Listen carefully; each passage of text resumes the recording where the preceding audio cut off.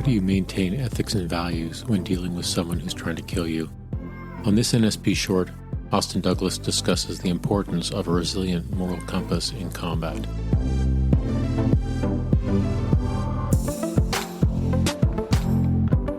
And I do remember as a point of leadership over there in dealing with insurgents and detainees that we caught and having the ability as an officer to influence that.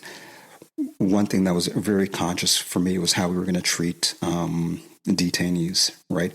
Because I think even in our verbiage, when we're taking KIAs and wounded in action, the troops get impacted by that for sure, right? And they want to fight back. They want to fight back, right? As anybody would, and so would I. And as you try to navigate the rules of engagement and engage in, armed or unarmed combatants, which you're allowed to do, it's precious in trying to navigate that. But whenever we caught detainees, they would be brought back to Camp Soja, where I was, and sort of brought through that process before they'd be brought back to CAF. And the point of emphasis I made, and always being aware of, being deployed in operations, catching them, is like, detainees will be respected. They will be treated in accordance with, the Geneva laws of armed conflict, and make sure that, they're fed and they're given water and they're treated humanely, et cetera, et cetera. And I made a point to visit, them and see, how they were, and made sure to visit them as they left and make sure they were treated the same way. And the only point I make about that, especially when we talk sort of 2020 and beyond with sort of living in COVID and CAF dealing with culture, it's the ability now as a leader, so much more aware of myself, so much, more assertive in the ability to influence and have impact, right? To provide the CAF, with culture and diversity and help prevent strategic failure in that instance.